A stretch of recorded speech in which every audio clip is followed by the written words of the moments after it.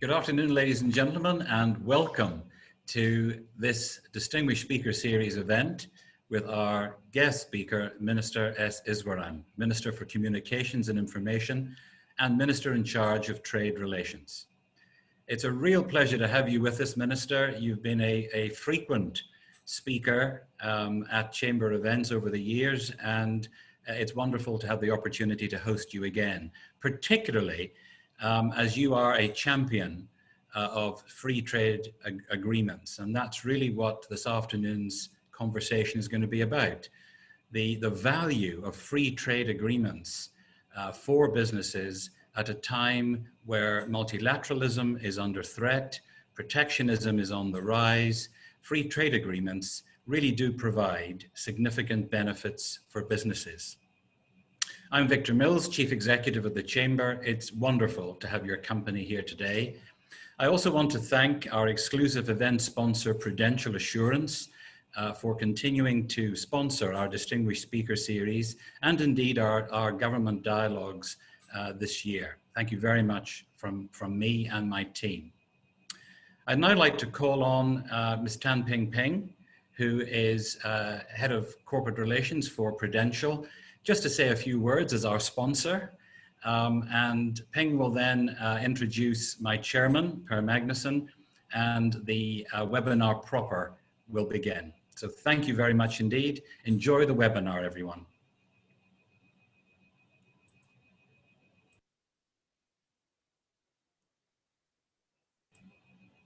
Ping, over to you.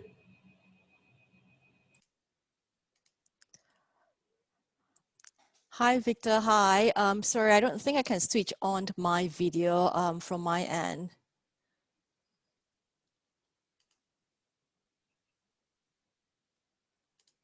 We can see you now, loud and clear.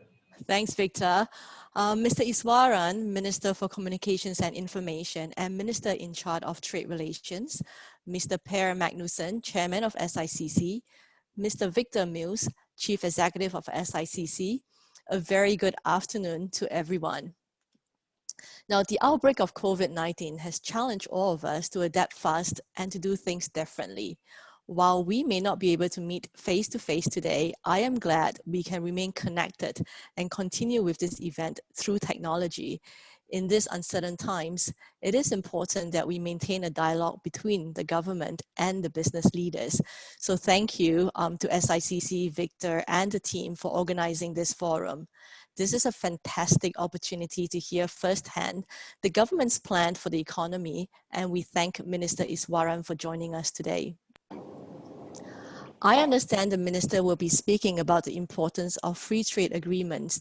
He will also share about the digital FTAs, a topic that is close to the hearts of many of us here today.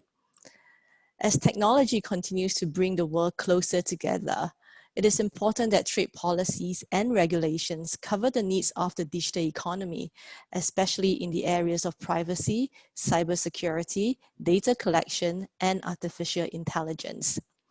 Well, at Prudential Singapore, digital innovation has shaped the way we do business, from sales and underwriting to servicing and claims. We recently launched an AI-powered digital health app called Pulse by Prudential to provide all Singapore residents with round-the-clock access to healthcare services and real-time health information.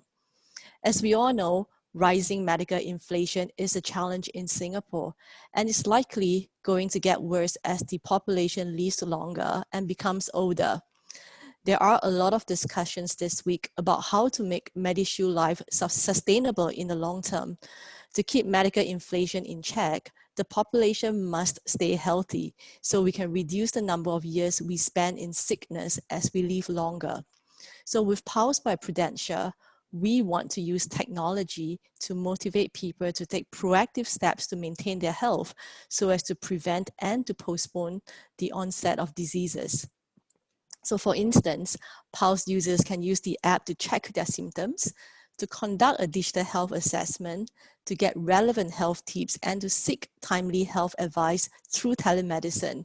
In time, Pulse will have tools to help people manage some of the more common chronic conditions, such as diabetes. Since we launched the app in April, we have attracted more than 110,000 users in Singapore. And the app is being rolled out in 11 markets across Asia and comes as part of our efforts to make healthcare more affordable and accessible through technology. Now, I'm sure we're all very keen to hear what the Minister has to share with us, and I hope you will enjoy the rest of this afternoon's discussion.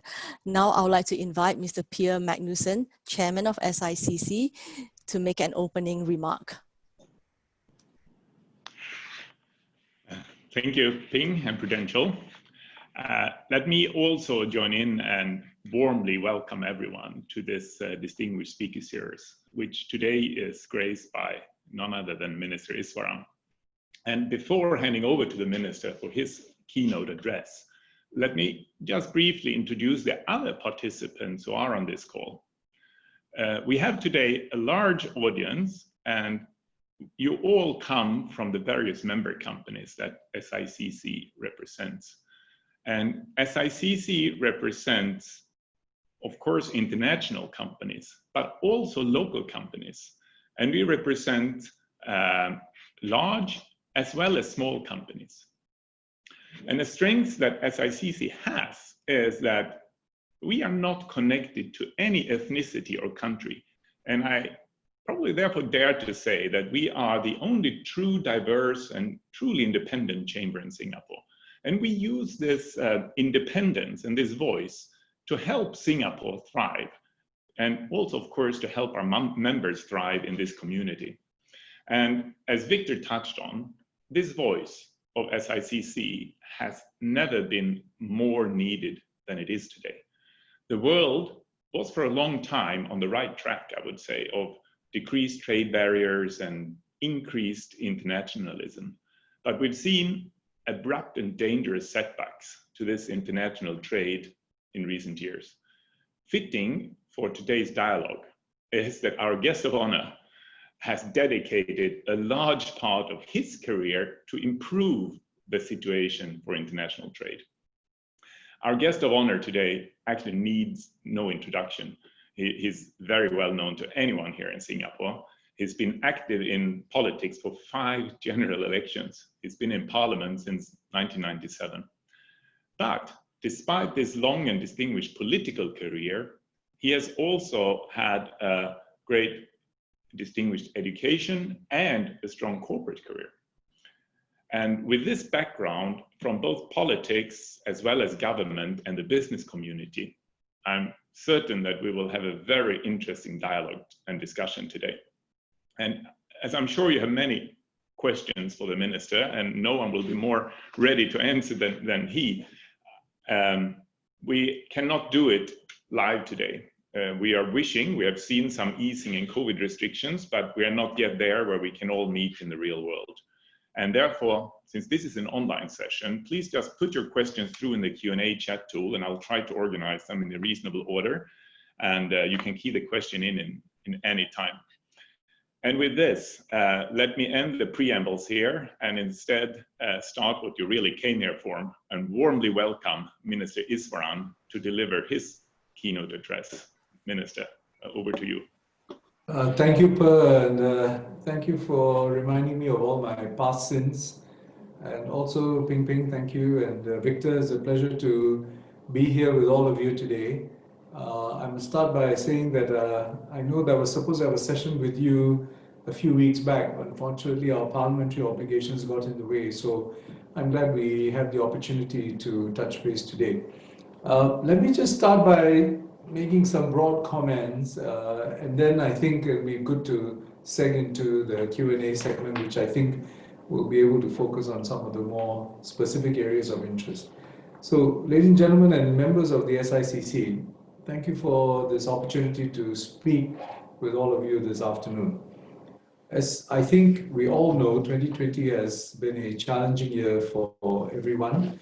It has been challenging for individuals and workers, families and businesses, societies and economies. The Ministry of Trade and Industry's forecast for economic growth this year is sobering. It's a contraction of between 5 to 7% this year. In the second quarter, our economy contracted by 13.2% on a year-on-year basis, and that is our worst quarterly performance on record. The impact has been uneven, with some sectors harder hit than others, as you know. Aviation and tourism in particular have been severely affected by travel restrictions and falling global demand. And really no country has been spared. The WTO expects global trade to fall by between 13 and 32% in 2020, based on its forecast released in April 2020. It's remarkable not just because of the scale of the contraction, but the range of the projection, really. And I think the truth is this may not be a one-off phenomenon. Supply chains are shifting as we speak, and countries and companies are seeking greater resilience against disruptions from crises like COVID-19 and growing tensions between the major powers. And against this backdrop, I think we all know that we have seen the rise of nativist rhetoric and politics, and the merits of free trade and global economic integration are increasingly being called into question and being subject to populist pressure. And these are pressures that every country will need to navigate in these challenging times, and we need to find solutions. I want to start by letting you know that in Singapore, we are working hard to address the dislocations caused by the pandemic, technology shifts, and geopolitical forces to our businesses, workers, and vulnerable groups. At the same time, we must position ourselves to reap longer-term opportunities. The decisions we make now will have lasting impact on our economy and society. As a small city-state that has grown and prospered by staying open and connected, we are deeply cognizant that closing our doors to the world is really not an option for Singapore. My assurance and that of the government to the members of the business community is that we, the government, are fully committed to keeping Singapore open to international business and the global flows of goods and services, investment, capital, talent, and increasingly data. Free trade is in our DNA, and free trade agreements are an important component of our overall economic strategy. So how do FTAs benefit Singapore-based companies? I think many of you are already well aware of this. Firstly, of course, our FTAs lower the tariff and non-tariff barriers for our goods that are entering these markets. For instance, the EU-Singapore FTA is the first bilateral FTA signed by Singapore where Asian food products that have been made in Singapore can enter the EU tariff-free under the flexible rules of origin secured. This helps our exporters stay price competitive. EU imports from Singapore were up 12% in the 6-month period after the FTA came into effect, despite an overall decrease in total EU imports by 10.6% the same period, just December last year to May this year. Our studies have also found that for bilateral FTAs, Singapore's domestic exports to each respective partner country has increased by 34% in the 3 years after entering into force of that FTA. FTAs also help our service providers by increasing overseas market access opportunities in various sectors such as finance, education, health, logistics, distribution, and transport services. And these opportunities especially benefit our SMEs by providing paths for them to venture abroad and grow through international expansion. FTAs foster a predictable operating environment for our companies, enabling them to venture abroad with greater confidence and protection. As our homegrown companies internationalize and grow, they're also increasing the pool of job opportunities for Singaporeans.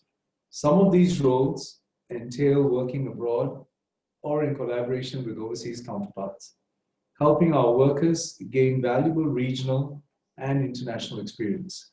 This is the direction of growth we want to encourage and support.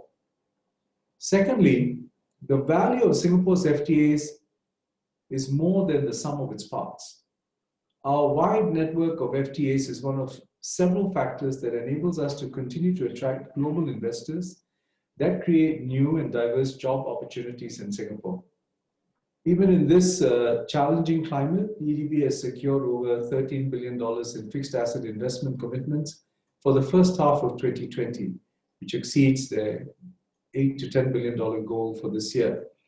About 11,000 jobs across diverse sectors such as biomedical manufacturing, HQ and professional services, and R&D will be generated when the commitments as of June 2020 are fully realized. These investments also drive demand in related sectors and ancillary services.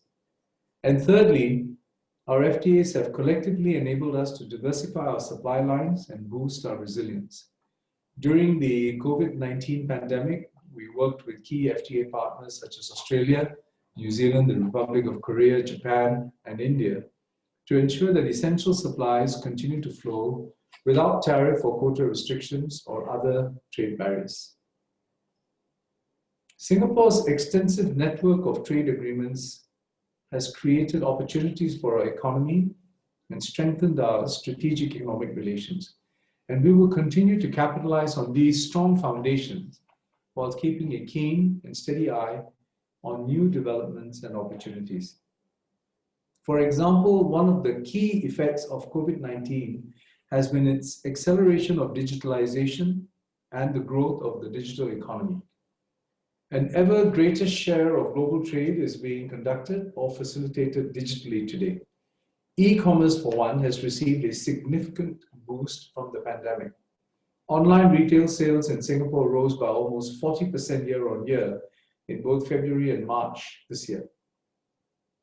Traditional trade rules and policies are less suited for the digital or digitally enabled transactions of the 21st century. For instance, as e-commerce takes off, consumer goods are increasingly traded in large volume and lower value transactions. Traditional customs duties and procedures would not facilitate such retail e-commerce. Requirements to localize data or other restrictions on data flows are also rapidly becoming the trade barriers of the 21st century. Singapore is thus developing a network of international partnerships called Digital Economy Agreements to help businesses manage their global platforms and digital services out of Singapore more efficiently. We are collaborating with like-minded partners to establish a network of DEAs akin to our FTA strategy. We have signed DEAs with Chile, New Zealand, and Australia, and talks are underway with the Republic of Korea. These DEAs will deliver three key benefits for businesses. First, seamless end-to-end digital trade. DEAs establish a framework for government-to-government cooperation for interoperable digital identities, e-invoicing, and e-payment systems across borders. This means, for instance, that a Singapore business may use CorpPass and PayNow Corporate to transact in our DEA partner countries. Second, trusted cross-border data flows. DEAs seek to minimize, if not eliminate, any restriction on data flows while ensuring that privacy is protected. DEAs support the alignment of cross-border data policies and legal frameworks, and such clear and harmonized rules will support our businesses, especially SMEs, as they expand overseas through e-commerce and other forms of digital economic activity. And thirdly, trust in digital systems. DEAs ensure that regulations guard against harm to the interests of consumers engaged in online commercial activities. They also promote the adoption of artificial intelligence ethics and governance frameworks in order to harness AI in a responsible manner. These agreements can also address emerging technologies, allowing for the establishment of international rules and benchmarks in nascent areas of the digital economy such as fintech and data innovation. These issues are unique and intrinsic to the digital domain and affect digital trade, but are not sufficiently covered in our current FTAs. So there is much value in fostering greater cooperation in these new areas, and we have signed, for example, 7 MOUs with Australia, covering emerging areas such as data-driven innovation and trade facilitation. Our goal is to build the necessary trade infrastructure for businesses based in Singapore to thrive in the digital economy. Companies can look forward to improved efficiency, lower costs, and enhanced trust when doing business with their overseas partners. Businesses can also better manage their global platforms and digital services out of Singapore with an open digital trade architecture that supports secure and free flow of data. Finally, a few words on inclusive growth. The digital economy will serve as a key engine for growth, offering businesses opportunities to transcend the limitation of scale and the barrier of distance. At the same time, we must ensure that everyone, businesses, workers, and individuals, are equipped with the necessary digital tools, skills, and knowledge to benefit from the opportunities afforded by the digital economy. The government will continue to support SMEs to adopt new technologies and build new capabilities. And we will continue to upskill our workers, digitalize operating systems, and develop new business models in partnership with businesses. Businesses can and must tap on government schemes such as the Productivity Solutions Grant and the SMEs Go Digital program to help your companies digitalize. So if I may conclude, these are clearly unprecedented times with mounting geopolitical uncertainties and economic headwinds. Against this backdrop, we must continue to remain open and connected to the world, while making every effort to ensure that the gains from trade and opportunities for growth are distributed equitably. Ultimately, how well we emerge from this crisis will depend on our people, industries, and government coming together in common cause to overcome not just our immediate challenges, but also to lay the foundation for our long-term competitiveness and growth. I'm looking forward to an engaging dialogue with all of you. Thank you very much. Thank you very much, Minister. That was very enlightening, and I think you highlighted very well how wide-reaching this topic is. It's not just a free trade agreement and a piece of legal paper, and it stretches so much more than that. So I think the Q&A is open. I think we will start getting questions in, but let me just kick it off a little bit from a global perspective.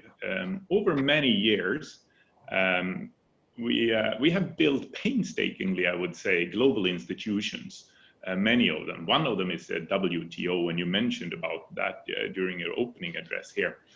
But many of these institutions are now basically being dismantled. I mean, the appellate body of the WTO is basically gone and might never come back, actually. And given that your background and champion for trade and multilateralism, I can imagine that this is quite painful and that it hurts. But how do you see WTO working today? And do you see that WTO going forward will be a strong force, or do we need something else in its place? So I think, Per, you've raised an important point. For global trade and economic integration to succeed, we do need the global trade architecture and the institutions that go with it to remain robust. So from Singapore's perspective, there is a lattice structure of trade and economic integration efforts. We have the bilateral agreements with various countries. We have regional or plurilateral arrangements, for example, within ASEAN, within what we are trying to do now with RCEP and so on. And of course, there's the multilateral framework under the aegis of the WTO. And the WTO is actually a key institution. In fact, the post-Bretton Woods era, I think some of you might be familiar with this, we had the Uruguay round and so on of trade negotiations, etc. And the WTO was the ultimate manifestation.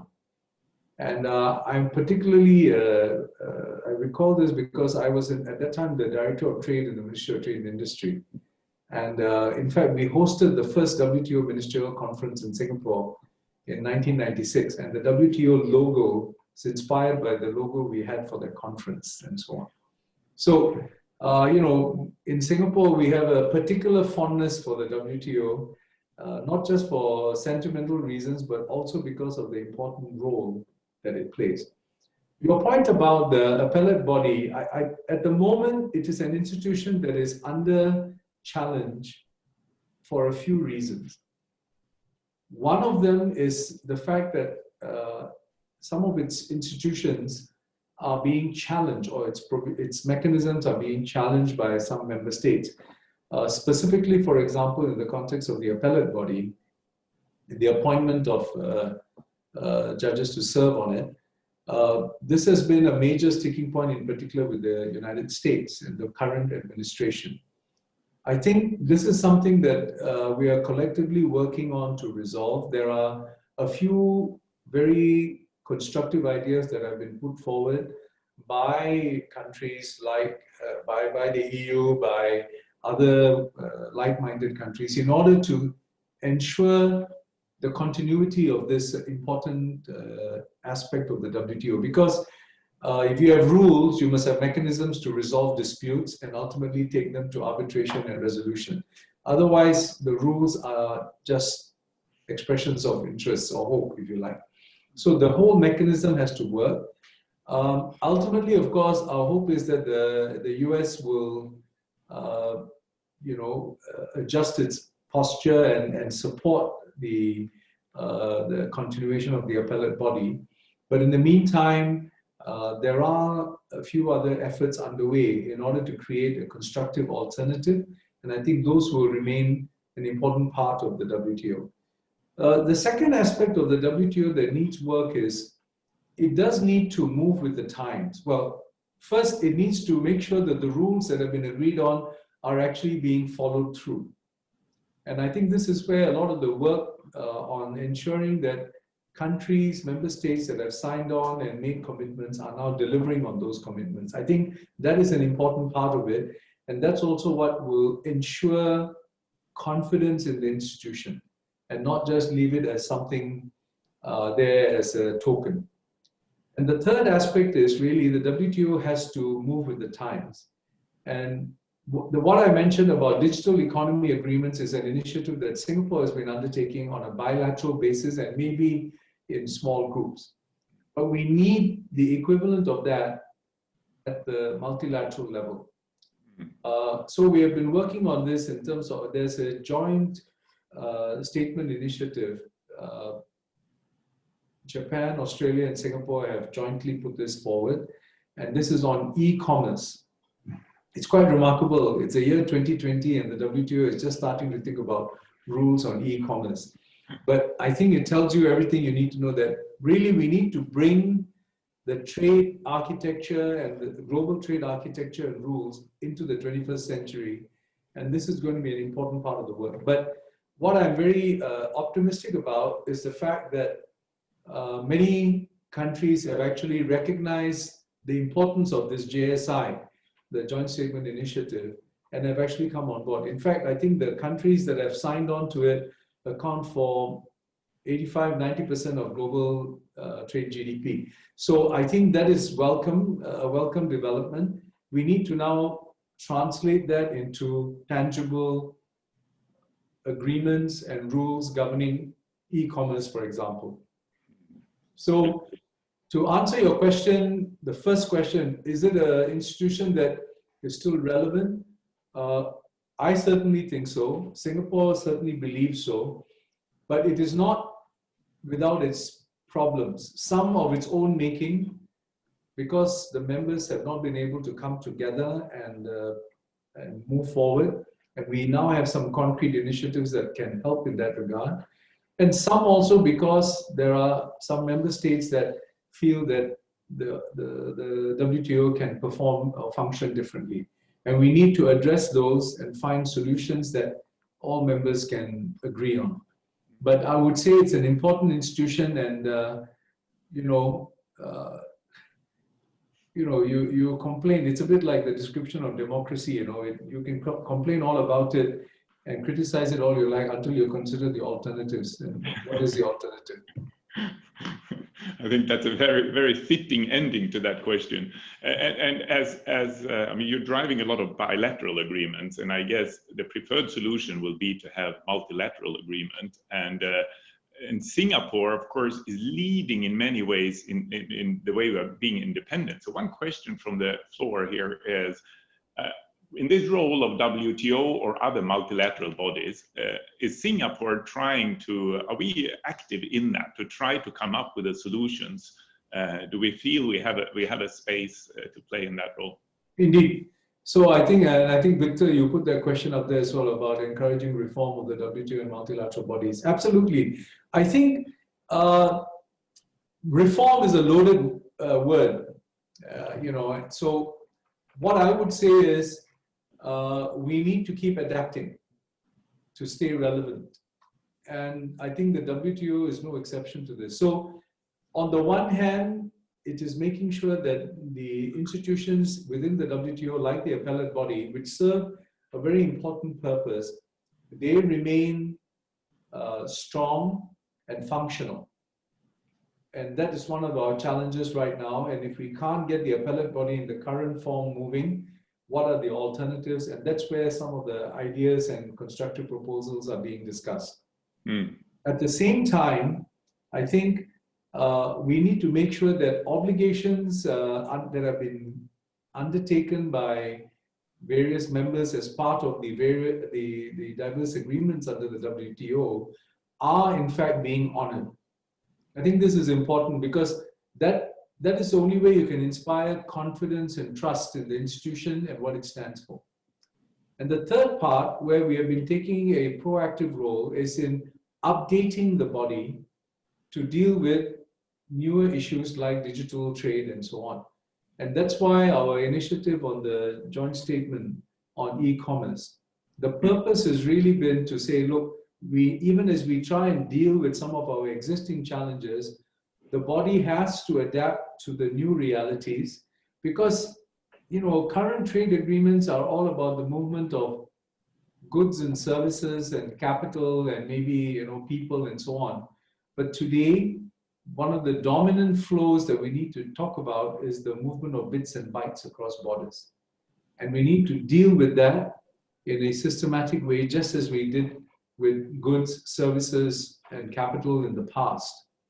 And if you want to take this one step further, for example, in the delivery of, you could argue that the delivery of services, the more you have digital connectivity, it's not so much about whether people can move physically across borders as much as whether data can move freely across borders. Right. And that will determine how services are delivered increasingly. So that's just as a point. But the short answer to Victor's and your question is, yes, we are a very active participant in this process. We've come up with proposals like what I've outlined. But at the end of the day, a multilateral body needs the consensus of its members. And that's where we need to work hard at. And all of you, as members of the international business community, have a role to play in that regard. Yeah, and it's vital for us also. So we appreciate that. And Singapore in particular, I mean, I remember a quote you mentioned that Singapore has more than 3 times Singapore GDP is the country's trade. And yes, you mentioned that it's the country's lifeblood, and that the Republic regards, I think you mentioned, the world as its hinterland, which I think is a very beautiful quote. And in that context, you mentioned that Singapore, whilst trade is important, Singapore cannot rely on trade strategy alone to progress. And free and open trade fosters economic growth, but it does not always generate equitable outcomes, right? And there's another question on that. So how can we make sure inclusive growth really taking place in this? So this is, I think, a question, it's very high on our agenda, because, you know, putting the question another way is, you want to grow the pie, but you also want the pie to be equitably distributed. Exactly. And this is true whether you're talking about the conventional ideas of trade or digitalization now, and also many of the other technological shifts that are taking place today. So if you think about it, if you want the space to embrace technology, to embrace economic integration, global economic integration, cross-border flows, then you need to address the local dislocations that such moves will cause. And if governments, so governments cannot just talk about trade without talking about domestic policies that complement it. And this is, by the way, not just a challenge for governments, it's actually a responsibility for businesses as well. Because if you look at it, when you say, let's open ourselves up to cross-border trade, it means more competition. When you say, let's embrace technology, it means disruption. And so with all of this, there are going to be winners and there are going to be losers. That's the sheer reality of it. So the question for us is, you can't ignore these global forces. You have to not just yield to them, but take advantage of them, if you like, harness them. But at the same time, you have to find ways to deal with the local implications. So what does that mean? It means, for example, for our enterprises, making sure that we are helping them invest in building their digital capabilities, for example, and also helping them take full advantage of our trade agreements. So if you're an SME today, if you digitalize and embrace the value proposition of our free trade agreements, you can actually conduct cross-border business a lot earlier in your business evolution and more extensively than we've ever been able to in the past. Because today you don't need a physical presence in many of these, in these countries. You can transact digitally, you can find business partners digitally, and you can conclude the trades and all digitally. So take advantage of the trade agreements. So understanding what the trade agreements are and what benefits they bring, and understanding and taking advantage of digital technologies. But it means if you're an SME in particular, for example, because for big companies, this might be a bit more easy and they have the resources to do this. But for SMEs, we need to make sure that they're able to also benefit. So this is one example of being inclusive. Another example of being inclusive is making sure the workers, the employees in our economy, have the skill sets, either the skill sets to re-engineer themselves in the sectors that they're in. Earlier Ping Ping talked about the insurance industry. In fact, I know that many financial advisors have found this last 3 months has been a profound shift in the way many of them do business, and many insurance companies have now got very quite effective digital platforms that help their advisors and so on go out and meet their customers, etc. And so I think we just need to make sure that our people are equipped with the skills either to adapt within their industry or for them to articulate into new opportunities in other sectors. And that's why our efforts under Skills Future and under the IMDA, we have this program called the Tech Skills Accelerator. All of this is basically to help people, not just, people always say, yeah, there's opportunities, but how do I get organized for that? And this is where the training and the investment in skills is important. And the third part I would say is a societal angle, which is apart from companies and workers, I think as citizens, we want to make sure that all aspects of our society are able to participate in the digital transitions that you're seeing. So 2 things I want to highlight in that regard is, we have a program called Hawkers Go Digital and Seniors Go Digital. And if you think about it, our hawkers, in our hawker centers in Singapore, they are the digital extremities of our economy. And our seniors are at the digital extremities of our society, meaning these are the groups you probably least expect to adopt technologies, digital technologies. But if we can get them onto the program, then nobody else has any excuse. If your 80-year-old grandparent or parent is doing it, then I think, we have no reason why we can't. If Right. the neighborhood hawker center Char Kway Teow man is able to adopt digital payment solutions, then all other businesses really should be doing so as well. So, I mean, I think there's a very powerful demonstration effect, apart from the fact that these efforts equip them to be fully engaged in the digital economy. So, to circle back, we do need trade, we do need digitalization and other technological initiatives, and they will help us in terms of our growth and competitiveness.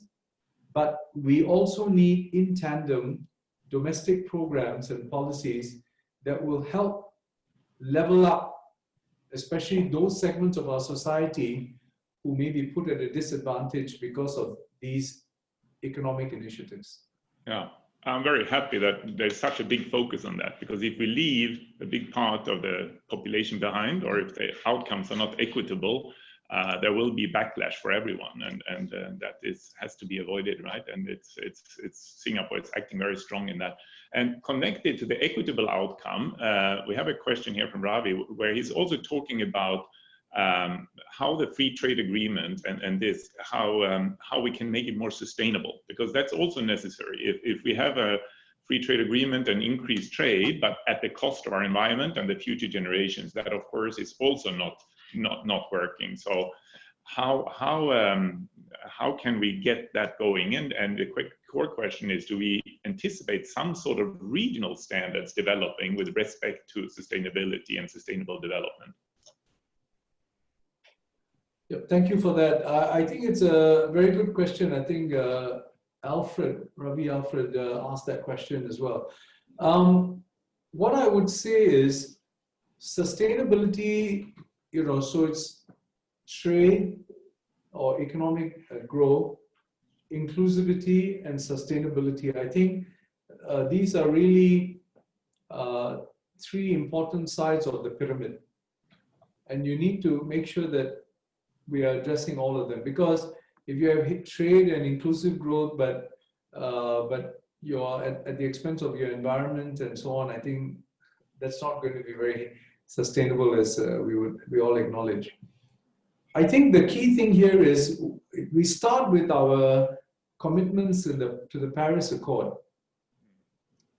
We have all submitted, various commitments, and Singapore has done so as well in terms of our carbon emissions by 2030, and we are on track to achieving them. We've been taking a very systematic approach to this.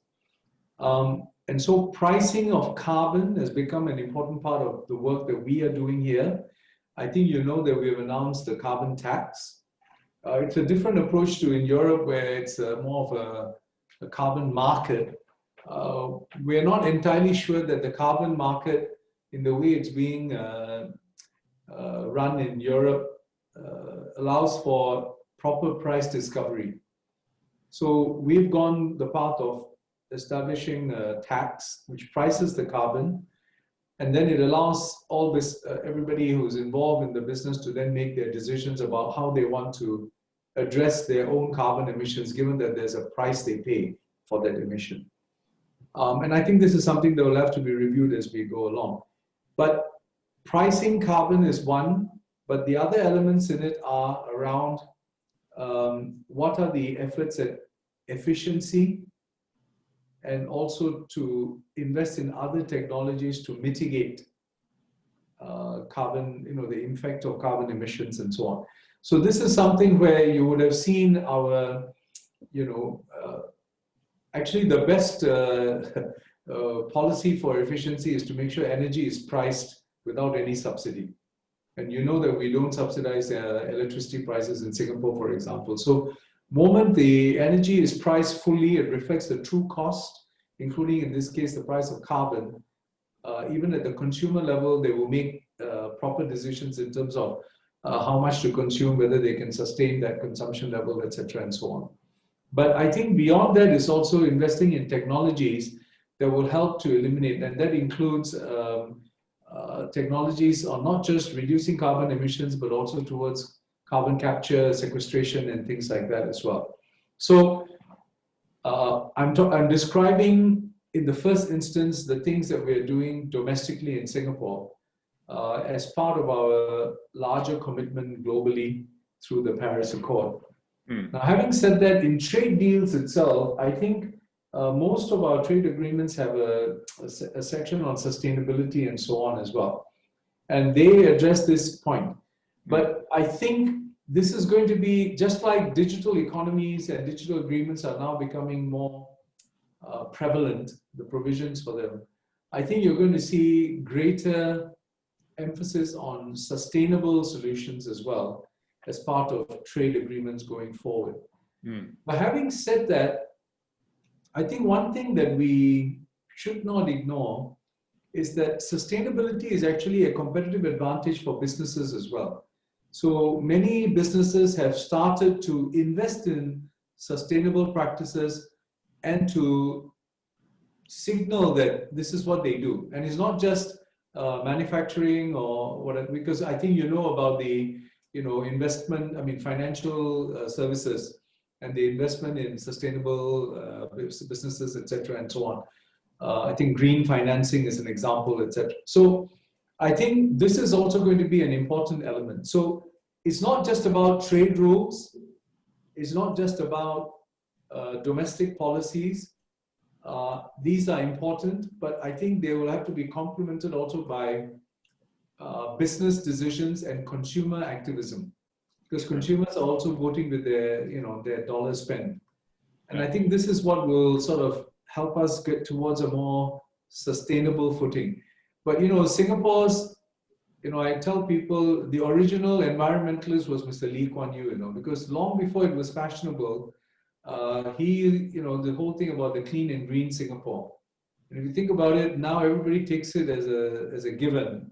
But at the time when Singapore embarked on this in the 60s, that was really the, it was a clarion call towards sustainability for us as a city-state. And I think now it's become even more relevant. Yeah, Singapore is a great example on how that can be managed. But of course, with reduced duties, the trade becomes more global. And many countries, when they want to implement sustainable taxes, sustainable issues, the cost is driven up. And in a global competitive world, you risk achieving nothing because you move your resource to a country where the restrictions are lower. And then nothing is gained. So I'm very happy that this is on the topic, but to get that into society and into the agreement, regional agreement, so that the standards for sustainable development can be equal in all countries to put a level playing field is of course crucial to businesses, because we want to be sustainable in the business community, but we also need to be driving a business. So both is needed. We have several questions where people are a little bit arguing and a little bit worried about the US and China situation and the trade agreement and how that is impacting Singapore. Do you see that that's a risk for Singapore, or do you see that it's actually an opportunity with actually moving investors to Singapore? This is I think you could have a dialogue just about this and spend a few days talking about this.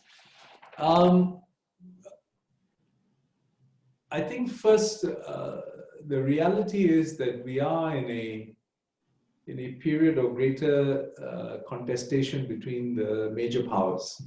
And that contestation is in the realm, in the strategic realm, it is in the technological realm, and certainly in the economic realm. So for example, if you look at technology, you've seen the series of moves that have been made by the US on the one hand, with respect to 5G, with respect to Huawei, with respect to SMIC, TikTok, etc. And on the other hand, some of the moves that the Chinese government has made. And so the common term is now that, are we looking at a technological bifurcation? And what does that mean for us? And potentially even an economic bifurcation. I think the risks are non-trivial. I think we need to all be very conscious of it.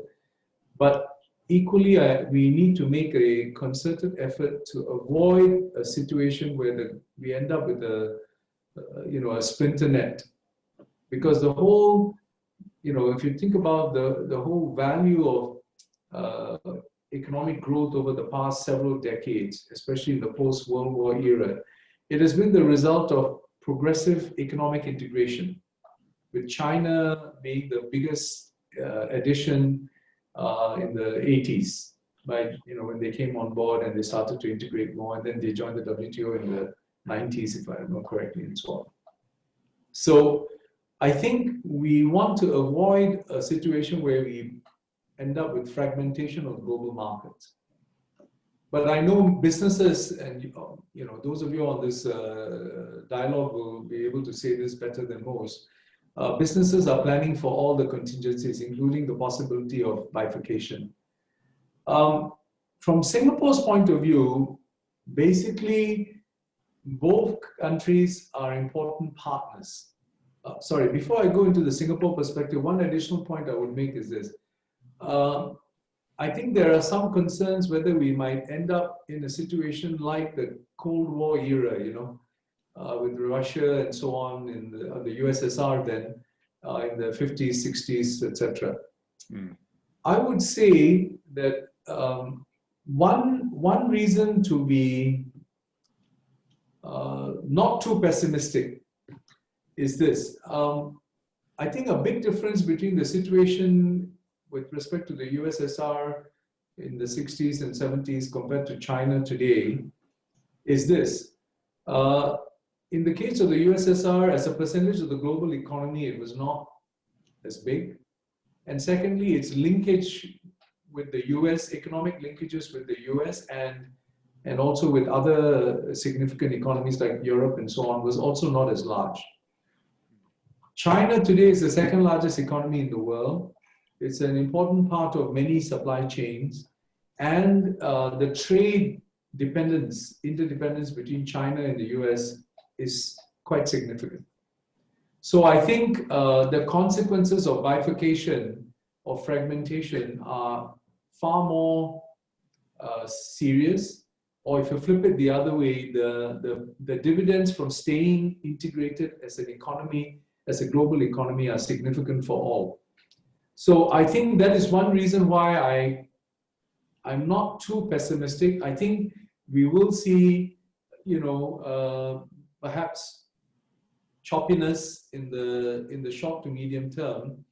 And certainly in the US, it's quite clear that they are taking a more, on certain aspects of the relationship with China, we're seeing a tougher line being taken. But overall, I think when I talk to the CEOs, etc., from the US, etc., I mean, they still prefer to be engaged, but in a fair way, in a mutually beneficial way. And I think then, second to Singapore, I would say we take the same approach.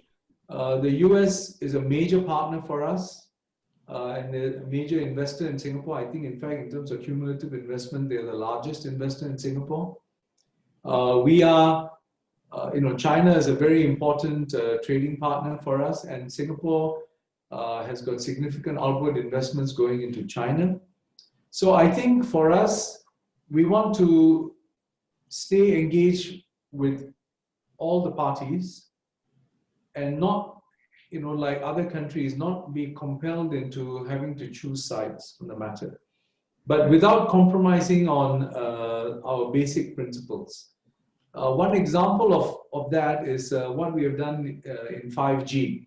You might be aware that we awarded 2 5G licenses to Singtel and to a consortium of M1 and StarHub. The final award was announced in June this year. And our requirement in the process was defined by fundamental principles. We wanted a resilient, secure network with vendor diversity, and those were our requirements.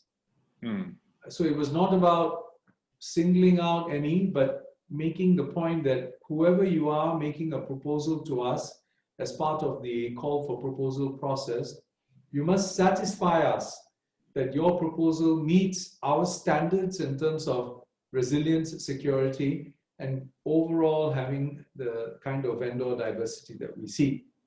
So that's the approach we have taken. When you look at things like policies to do with trade, we have taken the same approach. When you think about policies to do with, for example, data and digital engagement, it's the same as well. We are trying to forge digital engagement with the United States, where the parts of, because there is a significant presence here in Singapore. We also want to forge digital engagement with China. And an example of what we are doing there is, say, the Shenzhen Singapore Smart City Initiative and the Chongqing Singapore Connectivity Initiative, data connectivity. So we are keeping, basically we want to stay engaged with both countries, and at the same time go forward in a manner that is consistent with Singapore's interests. I think that's the way we are to go about this. And I don't think we are unique in this regard. Interesting. Just a quick question on that, follow up on that. Do you receive a lot of pressure from overseas and other areas that tries to influence our policy in Singapore? Well, without getting into details, I don't think, I think these things happen all the time. It's not unique to, I mean, basically, I mean, countries have interests, and they will obviously, it's like the old saying, right? You have permanent interests. And so you work for your permanent interests, and we work in partnership with countries and make common cause as much as we can. So we stay neutral, which is an amazing way for Singapore to handle it. You touched also in the beginning and in your opening speech a lot on the digital FTAs, and that's of course becoming very important. And we have several questions around that. And actually in Europe, it has, as you know, or even the whole Western world, it's become a big issue how to tax digital services. And I guess it's also part of the whole power game. But what is Singapore's approach to that? And do we actually handle that in the actual FTAs? In terms of the tax? Yes, so we see that as a traditional service? Well, yeah, I think our digital, just before I address that specific point, I was just scrolling down your chats, and I think Vincent had the question about trade agreements are, under a lot more, they're being vilified by the populist right. Correct, where we started the discussion. Yes, that's right. Yes, I saw that, and we were talking about this earlier. And I think what Vincent has raised is probably the challenge of the day. And that's what I alluded to in my earlier remarks. Because I think in the best of times, these things are already challenging because, as I said, there will be winners and losers.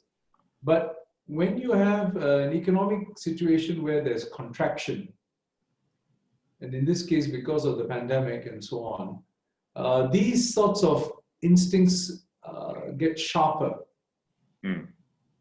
And so it requires deep conviction and also, strong political leadership to still stay true to the cause. Because you have deep conviction that this is in the long-term interests of your country and your people, and the political leadership to go out there, even though it is not necessarily popular, but to make the argument and to persuade people. And so your question of how to sustain popular support, Vincent, I think it turns on really what I was saying earlier about you can't just talk about free trade without talking about how you are ensuring the benefits, the dividends of free trade are equitably available to all. So the more people feel dislocated, disenfranchised without any option or opportunity, the more difficult it will be to sustain this.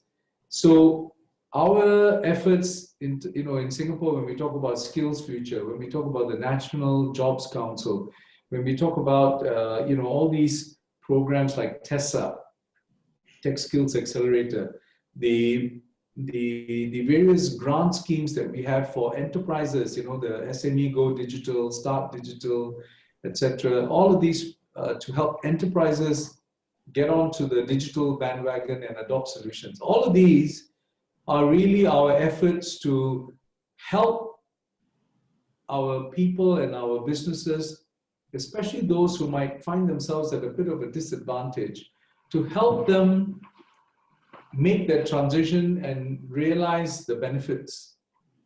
And if we can do more and more of that, then I think we are in a position where we can, with credibility, talk about the value proposition of free trade agreements and so on.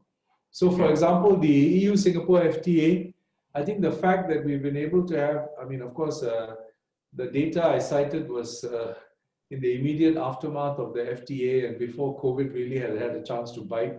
I'm not sure what the situation is now, but even then, it has resulted in us having a higher trade engagement, and we want to do more. And I think that's just one example, and how that benefit percolates through the economy and spreads across the economy is going to be the key thing. So in the work that we do in government, we are very clear in our minds that it's not just about going out and championing free trade, but it's also about how we can promote skills development and grow and capability development for our businesses. This is an important component. So going back to your point about, I think your specific question on US-China was on tax. Yeah, so the digital agreements and tax. Digital FTAs in general. Yes, tax, yes. So I think in digital agreements that we have done so far, it's not so much on the area of tax, because there are various work taking place in other fora, like the OECD and so on. And we are trying to ensure that whatever position the world lands on is a fair one. You know, you shouldn't penalize a country for having low tax rates if that low tax rate is because the country is fiscally efficient. It's, you know, that's not the same as being a tax haven, right? So if I run an efficient government and I'm able to keep the tax burden on my economy low, that should be counted as part of my competitiveness as an economy, not as a kind of you know, unfair advantage. But if all that is happening is that you're creating shells and so on that can ride on tax advantages, then I think there may be a case to be answered for. So I think those sorts of discussions are taking place at the in various global fora. In our digital economy agreements, we are focused right now more on the kind of standards harmonization and the interoperability that I mentioned in my earlier remarks. So for example, how do you ensure cross-border payment? And you know, so you work with your own UENs here for, say, Pay Now. How can that be used in, say, transacting cross-border with a partner in Australia or wherever, and vice versa, right? And that's easier said than done. Same thing with e-invoicing, for example. Now, more countries are adopting the PEPAL standard, and that helps because it means that across the entire value chain, from the manufacturer to the trade financing to the logistics, and you cut the customs, and then you come to this side and you do the same again, you're able to create that entire value chain and you know, and connect it up digitally, which is so much more efficient and reliable. So you know, you get rid of all those reams of paperwork, right, that we all know about, bills of lading and all that. So I think this is really an important area of work in terms of e-invoicing. And we are working on this and many others, not just with governments, but also with private sector partners, banks, shipping companies, logistics players, trading companies, because these are important steps going forward. And earlier this year, you know, we announced something. In fact, I was in Davos, seems like a lifetime ago, but I was in Davos, and with the International Chamber of Commerce, we announced some initiatives jointly together with some of our partners, business partners like DBS Bank and so on. Yeah, very interesting, and that topic is of course crucial also, and it's all about bringing everyone on board, which brings me to Kevin Wu's question here. I mean, we all know that trade agreements and all this, it's easier for the MNCs to take advantage of, and you touched on that earlier also. So how can we help the SMEs and local companies to take advantage of this? And do we need to do more? And I guess as a follow-up question, can we as SICC do more to help in this? The answer is yes and yes. Can we do more? Yes. Can SICC do more? Absolutely yes. I'll just give you we have started quite a bit of work in this regard because you know, FTAs can be very arcane documents and people think, you know, it's a thick wad. I remember the EU-Singapore FTA, especially because it had to be translated into, I don't know how many languages. It's more than an encyclopedia, the old Encyclopedia Britannica, because they needed hard copies as well. That's the EU. So anyway, they're quite labyrinthine and to negotiate and so on, as in to work through. But what we are doing is really, in MTI, we started this initiative about a year or so back, which is really to say we need a forum where we can talk about our trade agreements and what are the benefits, inviting our businesses to come and participate in this, SMEs in particular. So we started that, I think it was maybe 2 years ago, we started it, if I remember correctly, and we are sustaining that work. So that's at a very sort of national level, helping our businesses understand, especially SMEs, what these trade agreements are, what sort of benefits are they bringing, etc. We are also, we've also been working with, you know, the Singapore Business Federation, and this is where I think the SICC could consider something similar. The Singapore Business Federation, the two challenges that I put to them a couple of years back, and they've taken them up, is how do you take up digitalization and the benefits of free trade agreement? How do you help your members obtain those benefits? So the SBF has been working on this. They have a committee on the digitalization side and how to help their members benefit from digital initiatives and the solutions that are available and the programs to help them from the government. At the same time, they've also been running programs on digital trade agreements and what are the benefits that companies can have. And the best way to run these programs, to do this, and I think SICC could, I think would definitely be able to do this. I find that because, you know, to come and talk about free trade agreements in general and to talk about their benefits and so on, that's pretty high level and it's quite motherhood. And most people say, yes, I know all that. But, you know, I'm a food manufacturer wanting to export to Sri Lanka. How do I benefit? So I think it's in the ability to break it into sectoral type of discussions and where possible around specific geographies or target markets.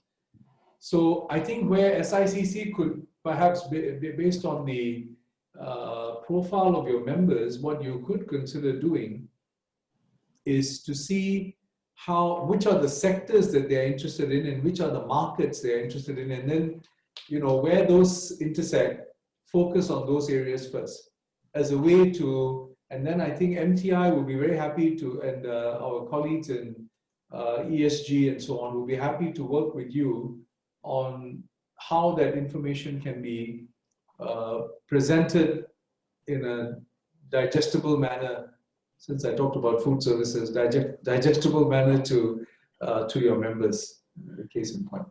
Yeah, thank you. Very good, good proposal. I think we have so many more questions, and my list is very long, but we only have 10 more minutes. So, but let's move closer to home.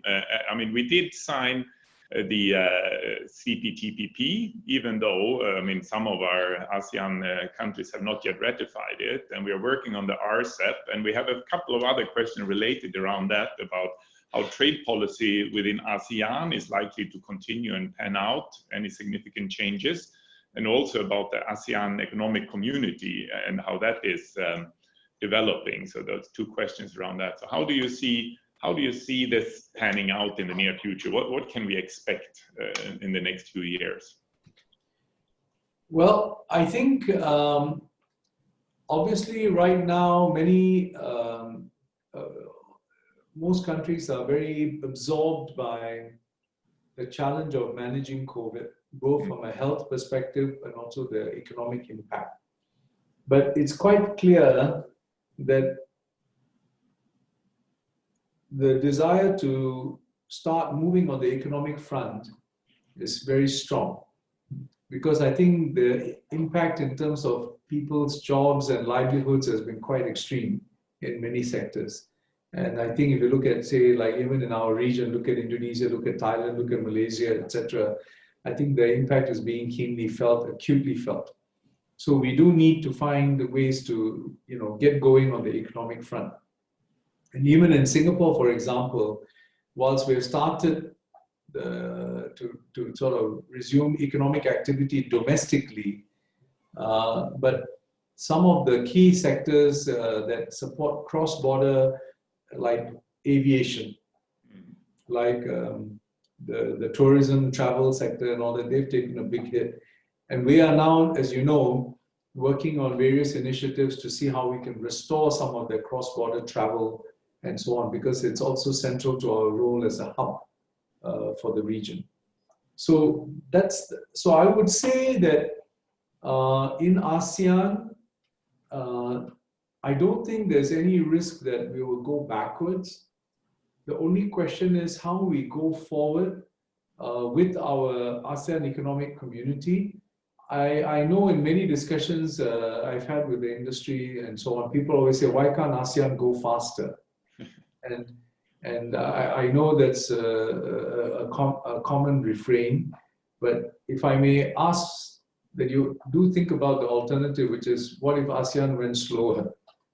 That's all. So we have been, I think if you recognize the fact that amongst the 10 ASEAN countries, member states, the diversity in terms of stages of economic development, in terms of political system, and in terms of culture is probably wider than the 28 countries in Europe, or sorry, 28, 27, depending on, when you draw the line and so on. But basically the diversity is so much greater. So we do need to accept that in ASEAN, we have to embrace a more diverse group of challenges in order to move forward. So having said that, I think if you look at the ASEAN countries in general, the commitment to AFTA and the economic community remains there. It's resolute at the leaders level, at the trade level, and it's a matter of getting on. And I think in a kind of ironic way, the pandemic would have reinforced the proposition. Because to grow, you do have to open up and link up more. And I think, so I do think that this will be not a setback, but basically it's just a matter of time to get back onto the trajectory. On RCEP, I think you would have heard Minister Chan Chun Sing and MTI put out the regular statements on this. It's a process, and we are hopeful that we can arrive at a meaningful conclusion sooner rather than later. But it remains an important process that needs to be worked on by all the parties. I think the larger point about, we talked about WTO before. We remain, and the CPTPP is, already in force, and we are just, again, I think the CPTPP, because member states are now all grappling with the challenge of the pandemic, there's a bit more of a domestic focus, but the international dimension in a kind of odd way takes on more importance now, because we need to find ways to do business in order to sustain our own economies. Mm. And I think this is going to be the imperative going forward. Right. Yeah, that's very true. So here in ASEAN, what would you say? I think it's not really related to free trade, but in a way it is. Many of our members, they talk about how, when can we start traveling again? When can we meet our business partners, and how is that happening? And of course, we now have some green lane arrangements, and we're starting to get some there. But for the businesses, I think this is going to be, in order to travel, you need to have a very efficient way of doing it. Otherwise, it will not happen. Yeah. So what do you see happening if everything goes well in the next few months when it comes to traveling in the region? Yeah, I think,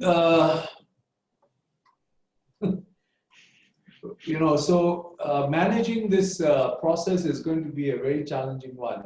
I think eventually when we are in something that resembles a steady state post-pandemic, and I say that with great sort of restraint because I really don't know what steady state will be, but what I do feel is you will end up with, you have vaccines, but vaccines on their own are not going to be sufficient. Not just because they take time to develop, but then to administer, and then the reliability, and you need coverage to be sufficiently wide to have the systemic benefits and so on. And they must be mutually recognized. If you use one vaccine and I use another, how do we recognize them and so on? So there's a whole bunch of issues around vaccine.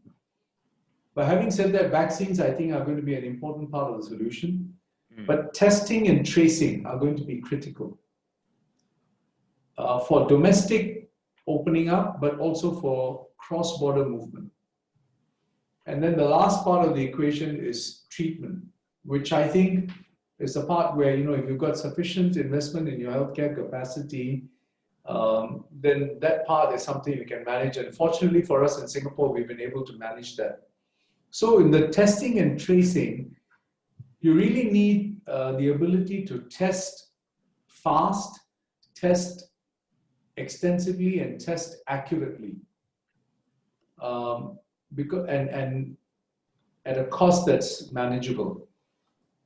So if you can, if it's accurate, if it's quick, if it is, you can administer it, the throughputs are large enough, you can do it widely, and the cost is manageable, then you can envisage, if you couple that with tracing, effective tracing, then I think you have the basis to open up more for cross-border. Let me give you an example of what I mean. You see, because if we open the border, right now, as you know, in Singapore, our numbers are low. Community spread as well as dorms, etc., is low. Now, if we open our borders to travel, which we have already announced for some, you have to make sure that the people who come in, because that will be the next risk of importing, right? So people come in and then they may spread it. Now, so you can try and do some testing up, before they come in and so on, but it's not foolproof. So the key thing is, when they come into your country, you must have a way of tracing very quickly who might have been in contact with them if it turns out that they have got the infection. Because if you can identify that group that's been in close contact quickly, then you can isolate them quickly without having to do this generalized lockdowns. So if you look at what's happening in Europe and some other places, when they talk about the second wave, a lot of the second wave has been, in the case of Europe, for example, is because of people going cross-border and coming back and creating another round, right? And then that has in turn set off another round of spread in the community. So if you have the ability to test and trace efficiently, then I think you can really start to think about it. So our tokens, our Trace Together, the app, and the tokens, which make it a bit easier for those who are not comfortable using their phones and so on. This is an important part of that work. So I would say, in terms of when can we start traveling and so on, we are putting in place these moves, and as you would have gathered, we're making progressive announcements in terms of what we are doing and our path. we are in what we call the phase 2 of opening up of from our circuit breaker, and we are looking ahead to see how much further we can do, not just domestically but also in partnership. So you would have noticed that we've done a unilateral opening with countries like Brunei and New Zealand. We have started some forms of RGL, reciprocal green lanes, like with China and so on. And we're trying to see how we can work on some new models. These are like FTAs, except they are the pandemic FTAs for cross-border movements. So you just have to find new ways of, how do you facilitate the movement of people in a safe and secure way? And that's what we're working on. So I would say, I can't give you a definitive answer on when can we start traveling the way we used to in the past, And it might well be a situation where it's a little bit like after 911 and so on, our security arrangements at airports was never the same again. True. And we all got used to a different way of traveling. And it might well be that with this, we have to do the same thing. But it's how do you get there and what is the arrangement going to be? This is something we are working on now. But I would think that over the next 6 to 12 months, we should see a lot more progress in this regard. But the key thing is also countries having confidence in each other to administer this in a reliable way. That's going to be key. That seems to be the thread, because that goes with all your work you've done with the free trade agreements, with the work on a multilateral scale. It's a lot about trust and countries working together. Unfortunately, I know you have a busy schedule and we're running out of time and we still have questions to ask, but I think we have to take them at the next time. And I think some people might take this for granted, that used to take a dialogue like this with us, but we definitely don't. We sincerely appreciate it. And having worked in other countries, I can tell you that that is not the norm, that the minister of the government is doing these type of dialogues together with the business community like this. It creates a confidence between us that I sincerely appreciate, and I speak for all our members and everyone on this call when I extend my deep thank you for joining the call, and first of all for this very eloquent and very well put answers and dialogue that we've been having today. So thank you very much for joining us. Well, I'd like to thank you and Victor and SICC for this opportunity. Thank you for the invitation once again. I hope you found the dialogue useful. I just want to leave you with a couple of parting thoughts. The first is just to re-emphasize the point that from our perspective, we are fully committed to keeping Singapore open and connected to the world. We just have to persevere. There will be challenges from time to time, and we are embarking on that in the way that I've described, paying attention not just to the liberalization part, but also to the inclusion, how we can do it. And this is something that we need the business community to work with us on, because government can create the environment for not just trade, but also for the inclusive growth. But the business partners are key to ensuring that we can do that. So I thought that's one thing I wanted to emphasize. And the other is, in the evolution of this pandemic, you discover something new every day. And as a result, many of the things that we have to do at the national level,